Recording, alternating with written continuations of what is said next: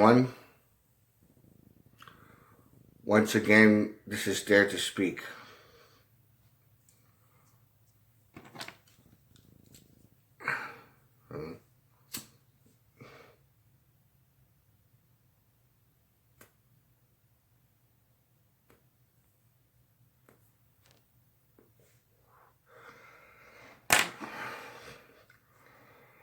In this video, I'm going to let all of you know that pretty soon I'm going to do more. I want to do a documentary more on the Hispanic gangs of Milwaukee, Wisconsin, which I will do pretty soon. So far I have one person, two actually, lined up, and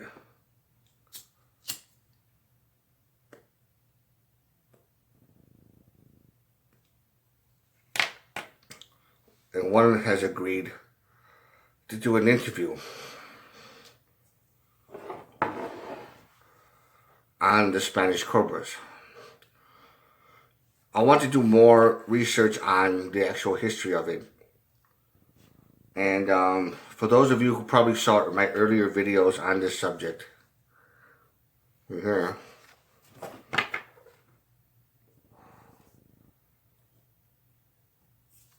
for those of you who probably recognize already this picture, is the Latin Kings from the late 50s or early 60s, and I'm not really sure of the time period. How they started off as a social club. They weren't exactly troublemakers. They were actually involved in the civil rights movement during the 60s, especially the early 60s.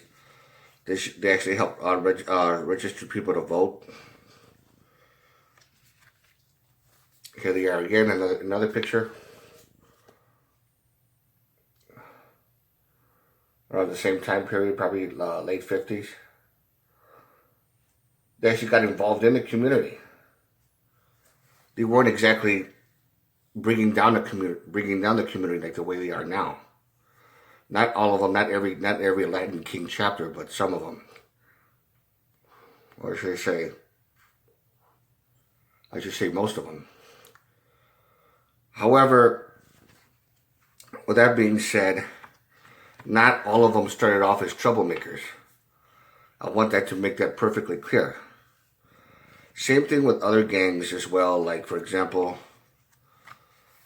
for those, like here's another picture of the Latin Kings back in the day, and they were a strong social club.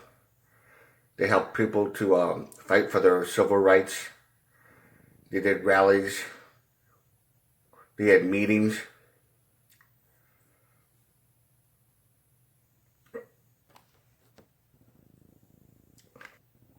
Things like that. And it's really no different from this gang, Spanish Cobras. They weren't exactly activists when they started off. They started off as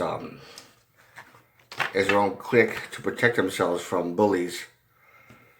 A group of Puerto Rican kids that banded together because they got sick and tired of being bullied by the white greaser gangs during that time, when they formed in 1953. Same thing with the Maniac Latin Disciples.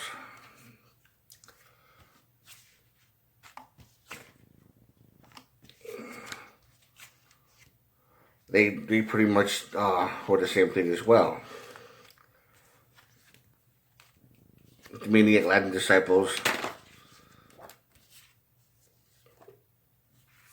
were pretty much started off as a club.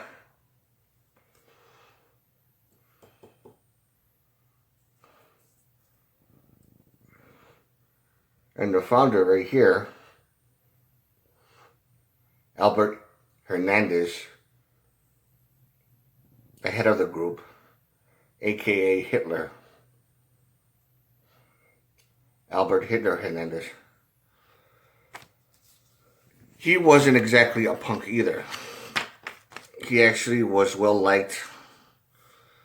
He was a tough kid, from what I understand, and he actually despised real thugs and troublemakers.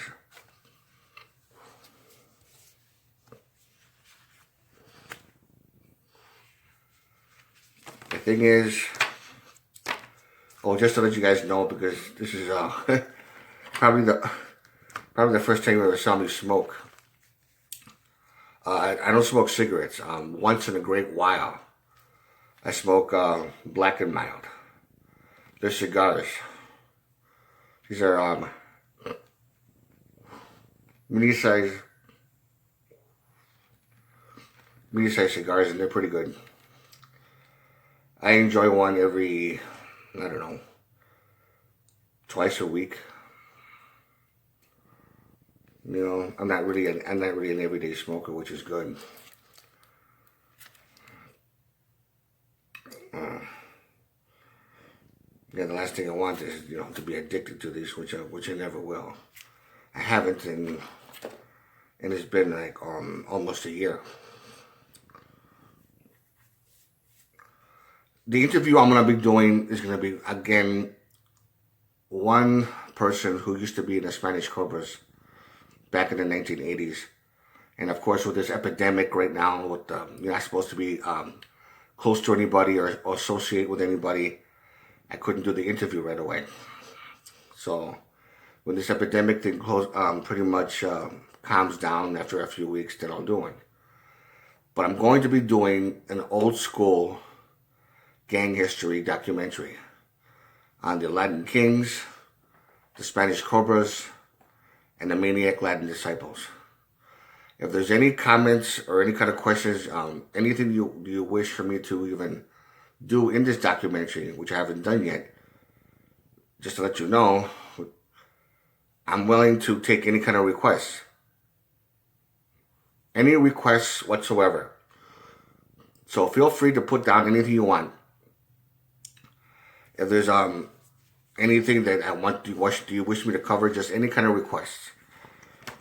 So again, to all of you, be safe. Hopefully this bullshit academic thing will just blow over. And again, to all of you, take care.